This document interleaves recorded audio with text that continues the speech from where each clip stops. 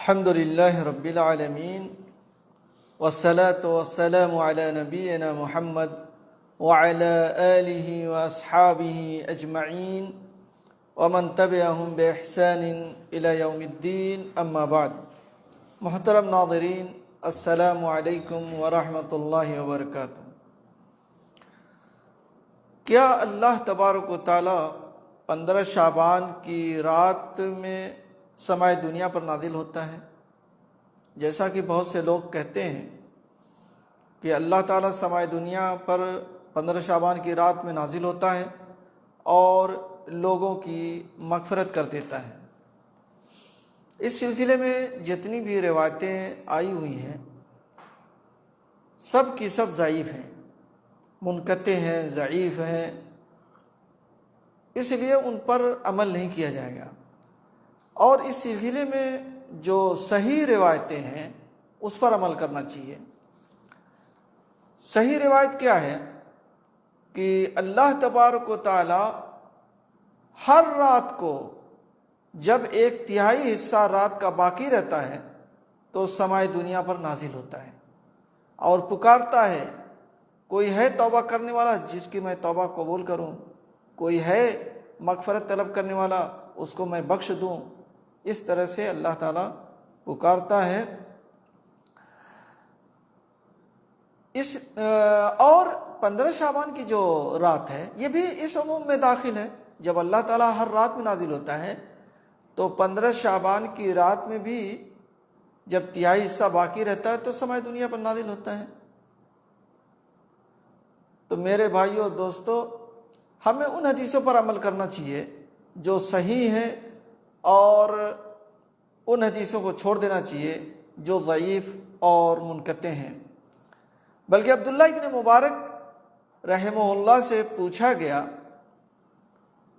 کہ اللہ تبارک و تعالی شعبان کی 15ویں رات کو سماع دنیا پر نازل ہوتا ہے، تو عبداللہ ابن مبارک سائل سے کہتے ہیں کہ اے ضعیف، لیلۃ النصف من شعبان، تم جو ہے 15 شعبان کے رات کے چکر میں ہو۔ اللہ تبارک و تعالیٰ تو ہر رات میں نازل ہوتا ہے، ہر رات میں نازل ہوتا ہے۔ جب 1/3 حصہ باقی رہتا ہے تو سماع دنیا پر نازل ہوتا ہے، اور جو لوگ اللہ تبارک و تعالیٰ کو اس وقت پکارتے ہیں، یاد کرتے ہیں، اللہ تعالیٰ ان کی مغفرت کرتا ہے، ان کی دعاؤں کو قبول کرتا ہے۔ تو اس طرح سے ہمیں یہ خاص کرنا کہ اللہ تبارک و تعالیٰ 15 شعبان کی رات میں نازل ہوتا ہے، یہ حدیث اولاً تو صحیح نہیں ہے۔ جتنی بھی حدیثیں اس معنی میں وارد ہوئی ہیں 15 شعبان کی رات کے تعلق سے، سب کی سب ضعیف ہیں، اور جو صحیحین کی روایتیں ہیں، بخاری مسلم کی جو روایتیں ہیں، اسے لوگ چھوڑ دیتے ہیں۔ جیسا کہ ابو ہریرہ رضی اللہ عنہ کی روایت ہے، ان رسول اللہ صلی اللہ علیہ وسلم قال ينزل ربنا تبارک وتعالى كل ليلة إلى السماء الدنيا حين يبقى ثلث الليل الآخر فيقول من يدعوني فأستجيب له ومن يسألني فأعطيه ومن يستغفرني فأغفر له۔ یہ صحیح مسلم کی روایت ہے کہ اللہ تبارک و تعالی ہر رات کو سماع دنیا کی طرف نازل ہوتا ہے۔ دنیاوی جو آخری آسمان ہے، جو دنیا کے ہم لوگوں کے اعتبار سے جو پہلا آسمان ہے، اس پر نازل ہوتا ہے، اور اس وقت نازل ہوتا ہے جب 1/3 حصہ رات کا باقی رہتا ہے، جیسے اس کے نازل ہونے کے لائق ہے۔ کیسے نازل ہوتا ہے ہم یہ نہیں جانتے، بس نازل ہوتا ہے جیسے اس کے لائق ہے۔ فیقول، پھر وہ کہتا ہے، من یدعونی فاستجیب لہ، کون ہے جو مجھے پکارے میں اس کی پکار کو سنوں، ومن یسألنی فأعطیہ، اور کون ہے جو مجھ سے سوال کرے میں اس کو دوں، کون ہے جو مجھ سے مغفرت طلب کرے میں اس کو بخش دوں۔ یہ اللہ تبارک و تعالی ہر رات میں کہتا ہے اپنے بندوں سے۔ تو پھر 15 شعبان کی رات کو خاص کرنا کسی بھی معنی میں صحیح نہیں ہے، جبکہ اللہ تبارک و تعالیٰ ہر رات میں نازل ہوتا ہے۔ تو 15 شعبان کی رات کا جب 1/3 حصہ باقی رہتا ہے تو اس وقت بھی وہ نازل ہوتا ہے۔ اس لیے یہ سمجھ کر کے بات کرنا کہ صرف 15 شعبان کی رات کو نازل ہوتا، صحیح نہیں ہے، یہ صحیح نہیں ہے۔ اور اس سلسلے میں جتنی حدیثیں وارد ہیں سب کی سب ضعیف ہیں۔ ضعیف حدیث، جب ہمارے پاس صحیحین کی حدیثیں ہیں، بخاری مسلم کی حدیثیں ہیں، تو پھر ضعیف حدیثوں پر کیوں جائیں عمل کرنے کے لیے جس کا کچھ پتہ نہیں ہے۔ اسی طرح سے ایک مسئلہ اور ہے ہمارے یہاں کہ 15 شعبان کی رات لوگ قبرستان جاتے ہیں، لوگ قبرستان جاتے ہیں اور کہتے ہیں کہ اللہ کے نبی صلی اللہ علیہ وسلم 15 شعبان کی رات قبرستان جاتے تھے، جبکہ اس سلسلے کی بھی روایت صحیح نہیں ہے، ضعیف ہے، اور جو صحیح روایتیں ہیں اس کو لوگ نہیں لیتے۔ حضرت عائشہ رضی اللہ عنہ فرماتی ہیں، اور یہ مسلم شریف کی روایت ہے جس کی سب روایتیں صحیح ہیں، عن عائشة أنها قالت كان رسول الله صلى الله عليه وسلم كلما كان ليلتها من رسول الله صلى الله عليه وسلم يخرج من آخر الليل إلى البقيع فيقول السلام عليكم دار قوم مؤمنين وأتاكم ما توعدون غدا مؤجلون وإنا إن شاء الله بكم لاحقون اللهم اغفر لأهل بقيع الغرقد۔ حضرت عائشہ رضی اللہ عنہ کہتی ہیں کہ جب بھی آپ کی باری میرے یہاں ہوتی تھی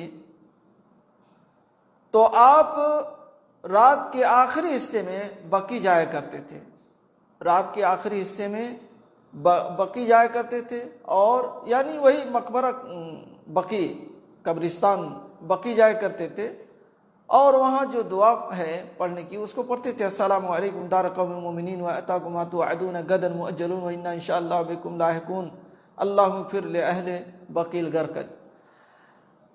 تو یہ روایت صحیح ہے۔ اب اس کو خاص کر دینا کہ نبی صلی اللہ علیہ وسلم 15 شعبان کو صرف جاتے تھے، یہ صحیح نہیں ہے۔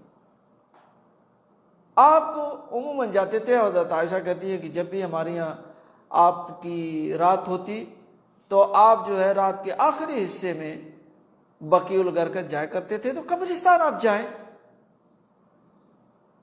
قبرستان جائیں، کوئی منع نہیں ہے، لیکن 15 شعبان کی خصوصیت سے جانا یہ صحیح نہیں ہے، یعنی 15 شعبان کی رات میں اللہ کے نبی جاتے تھے، یہ صحیح نہیں ہے۔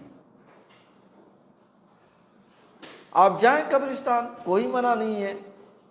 اللہ کے نبی صلی اللہ علیہ وسلم نے فرمایا نہیتکم عن زیارت القبور فزوروها، میں نے قبروں کی زیارت سے منع کیا تھا لیکن اب زیارت کرو، اس لیے کہ فإنها تذکرکم الموت، اس لیے کہ یہ جو ہے موت کو یاد دلاتی ہے، آخرت کو یاد دلاتی ہے۔ یہ مسلم شریف کی روایت ہے۔ یعنی آپ قبرستان جائیں، کوئی منع نہیں ہے، دن میں جائیں، رات میں جائیں، آپ زیادہ سے زیادہ جائیں، کوئی منع نہیں ہے، لیکن سال میں خاص کرنا، ہفتے میں خاص کرنا، مہینے میں کوئی دن خاص کرنا یہ صحیح نہیں ہے، اس لیے کہ خصوصیت کی دلیل چاہیے، اور اللہ کے نبی صلی اللہ علیہ وسلم نے خاص نہیں کیا ہے، نہ آپ نے صحابہ کو بتایا کہ فلاں دن قبرستان جانا ضروری ہے یا فلاں دن قبرستان جایا کرو، اس دن بہت اللہ تبارک و تعالیٰ اس دن دعاؤں کو قبول کرتا ہے، ایسا کچھ آپ نے بیان نہیں کیا ہے۔ تو میرے بھائی اور دوستو، ہمیں اپنی طرف سے خاص کرنا یہ صحیح نہیں ہے۔ اسی طریقے سے ایک مسئلہ یہ ہے کہ 15 شعبان کی رات اللہ تبارک و تعالیٰ سب کی مغفرت کر دیتا ہے سوائے مشرک اور اس آدمی کے جس کے جو ایک مسلمان سے نفرت رکھتا ہے، حسد بغض رکھتا ہے۔ یہ بھی روایت صحیح نہیں ہے۔ جو صحیح روایتیں ہیں وہ یہ ہیں کہ تفتح ابواب الجنہ یوم الاثنین و یوم الخمیس فیغفر لکل عبد لا یشرک باللہ شیئا الا رجلا کانت بینہ و بین اخیہ شحنا۔ اسی طرح سے ایک دوسری روایت ہے تورد الاعمال فی کل یوم خمیس و اثنین فیغفر اللہ عز وجل فی ذلک اليوم لکل امرئ لا یشرک باللہ شیئا الا امرأ کانت بینہ و بین اخیہ شحنا فیقال ارکو ہذین حتی یصطلحا ارکو ہذین حتی یصطلحا، صحیح مسلم کی روایت ہے۔ تو میرے بھائیو دوستو، ہر یوم الاثنین اور خمیس کو جنت کے دروازے کھولے جاتے ہیں، اللہ تبارک و تعالی ہر بندے کی معافی کر دیتا ہے سوائے مشرک کے اور اس آدمی کے جو اپنے دل میں حسد، بغض اور کینہ رکھتا ہے اپنے مسلمان بھائیوں سے، اس کی معافی نہیں ہوتی ہے۔ اسی طرح سے اعمال جو ہے ہر خمیس اور اثنین کو یعنی جمعرات اور پیر کو پیش کی جاتے ہیں اللہ تعالیٰ کے یہاں، تو اللہ تعالیٰ اس دن ہر مسلمان کو معاف کر دیتا ہے سوائے مشرک کے جو شرک کرتا ہے، یا اس آدمی کے جو اپنے اور اپنے بھائی کے درمیان حسد، بغض، کینہ رکھے ہوئے ہیں۔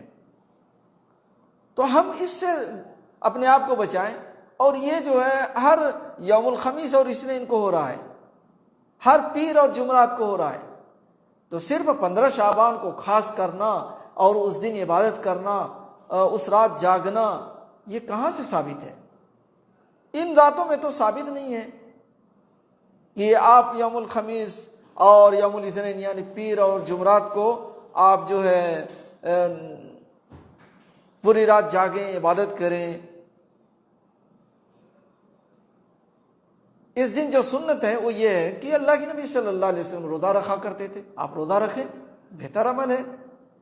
پیر اور جمعرات کا اللہ کے نبی صلی اللہ علیہ وسلم روزہ رکھتے تھے، آپ بھی روزہ رکھیں، اور پھر اللہ تبارک و تعالیٰ اس دن معاف کر دیتا ان لوگوں کو جو شرک نہیں کرتے۔ شرک سے اپنے آپ کو بچائیں۔ آپ شرک کرتے رہیں، 100 رکعت نماز پڑھیں، کوئی فائدہ نہیں ہے۔ پوری رات یا پورا دن عبادت کرتے رہیں اور شرک بھی کرتے رہیں، آپ غیر اللہ سے مدد بھی مانگتے رہیں، تو پھر تو کوئی فائدہ نہیں ہے۔ اس لیے میرے بھائیوں، آدمی کو معاملات کو سمجھنا چاہیے، جو صحیح بات ہے اس کو سمجھنا چاہیے، اور یہ نہیں دیکھنا چاہیے کہ ہمارے باپ دادا کیا کرتے آئے ہیں، ہمارے سماج اور معاشرے میں کیا ہو رہا تھا، ہمارے خاندان کے لوگ کیا کر رہے تھے، ہم اس سے نکل نہیں سکتے۔ نہیں، جو بھی قرآن و سنت کے خلاف ہے اسے چھوڑ دینا چاہیے، اسے چھوڑ دینا چاہیے۔ یہی بات تو مکے کے کافروں کو بہت بھاری لگتی تھی، کہتے تھے کہ آپ جو دین لے کر کے آئے ہیں وہ دین تو ہمارے باپ دادا نہیں مانتے تھے، اور آپ کہتے ہیں کہ بتوں کی عبادت غلط ہے، ہمارے باپ دادا سب غلط تھے، ہمارے باپ دادا سب غلط تھے۔ بھئی بتوں کی عبادت کرنے والے جو بھی ہوں، چاہے باپ دادا ہوں چاہے جو بھی ہوں، سب کی سب غلط تھے۔ اب اس انا میں نہیں آنا چاہیے کہ ہم کوئی چیز چھوڑیں گے تو اس کی وجہ سے ہمارے باپ دادا پر انگلی اٹھے گی۔ بھائی آپ باپ دادا کے ذمہ دار نہیں ہیں، قیامت کے دن آپ کا حساب تنا ہوگا، آپ تنا کھڑے ہوں گے اللہ کے سامنے۔ یہ تو نہیں ہوگا کہ وہاں باپ دادا آئیں گے آپ کو بچانے کے لیے کہ اللہ تعالیٰ ان کو چھوڑ دیں، ہم لوگوں سے غلطی ہوئی اس لیے یہ بھی غلط تھے، اسی غلطی پر چلتے رہے۔ ہر آدمی اپنے اعمال کا حساب دے گا۔ اس لیے میرے بھائیو دوستو، قبل اس کے کہ ہمارے پاس موت کا فرشتہ ہے، ہم اپنے اندر سدھار پیدا کریں اور دیکھیں کہ کیا چیز صحیح ہے اور کیا چیز غلط ہے۔ جو چیز صحیح ہے اس کو پکڑیں، جو چیز غلط ہے چاہے وہ سالوں سے آ رہی ہو اس کو چھوڑ دیں۔ اس لیے کہ ہمارا سماج اور معاشرہ بہت سے معاملات میں غیر مسلموں کی پیروی کر رہا ہے، پیچھے پیچھے چلتا ہے۔ اب دیکھ لیجئے، جو جہیز ہے، بارات ہے اور شادی کے بہت سے زیادہ رسم و رواج ہندوؤں سے آئے ہوئے ہیں، ہمارے سماج میں آ گئے ہیں ہندوؤں سے، اور اس کو لوگ چھوڑنے کے لیے تیار نہیں ہیں۔ بارات چھوڑنے کے لیے کوئی تیار نہیں ہے، جہیز چھوڑنے کے لیے تیار نہیں ہے۔ وہ مہندی کی رسم ہے، وہ کون سی رسم ہے، فلاں رسم ہے، ڈھکا رسم ہے، کتنی رسمیں ہیں، سب ہندوؤں سے آئی ہوئی ہیں۔ تو اس میں بھی بہت سی چیزیں دیکھنا چاہیے، گھروں کو سجانا، گھروں میں لائٹیں لگانا، قبرستان میں جا کر کے موم بتی اگربتی جلانا، دیے جلانا، یہ سب غیر مسلموں سے آیا ہوا ہے، یہ تو اسلام میں نہیں ہے۔ قبروں پر جا کر کے چنا کلی کرنا، اس کو سجانا، ان کے پاس بیٹھنا، ان سے مرادیں مانگنا، یہ سب غیر مسلموں سے آئے ہوئے ہیں۔ تو میرے بھائیو دوستو، ایک مسلمان کو سوچنا چاہیے، 100 بار سوچنا چاہیے کہ کہیں ایسا تو نہیں کہ ہمارے یہ اعمال کہیں ایسا نہ ہو کہ ہمیں جہنم میں لے کے چلے جائیں، یا ہمارے یہ اعمال ہمارے دوسرے جو اچھے اعمال ہیں ان کو ضائع کرنے اور حقارت کرنے کا سبب بن جائیں۔ جب آپ بدعت کریں گے تو آپ کے سب اعمال ضائع ہو جائیں گے، برباد ہو جائیں گے۔ اس لیے کہ بدعتی شخص کا عمل کیسے اللہ تعالیٰ قبول کرے گا؟ اس لیے میرے بھائیو دوستو، بدعت سے بچو۔ اور اللہ کے نبی صلی اللہ علیہ وسلم ہر خطبے میں بدعت سے لوگوں کو ڈراتے تھے کہ کوئی بھی بدعت اس دین میں ایجاد نہ کرو، اس لیے کہ بدعت تمہیں جہنم میں لے کر کے جائے گی۔ بدعت گمراہی ہے، گمراہی کا ٹھکانہ جہنم ہے۔ اس لیے میرے بھائیو دوستو، ہم سب کو سوچنا چاہیے، غور کرنا چاہیے، اس لیے کہ ہم اور آپ ایک دن مرنے والے ہیں، قبر میں جائیں گے، وہاں ہمارا حساب کتاب ہوگا، سوال و جواب ہوگا۔ کل قیامت کے روز جب ہم اٹھیں گے حشر کے میدان میں، تو وہاں پر اپنے اعمال کے حساب سے ہمیں بدلہ دیا جائے گا۔ اگر ہمارے اعمال نبی صلی اللہ علیہ وسلم کی سنت کے خلاف ہوں گے تو پھر ہم کیسے نبی صلی اللہ علیہ وسلم کی شفاعت پائیں گے؟ کیسے نبی صلی اللہ علیہ وسلم کے مبارک ہاتھوں سے کیسے جام کوثر پئیں گے؟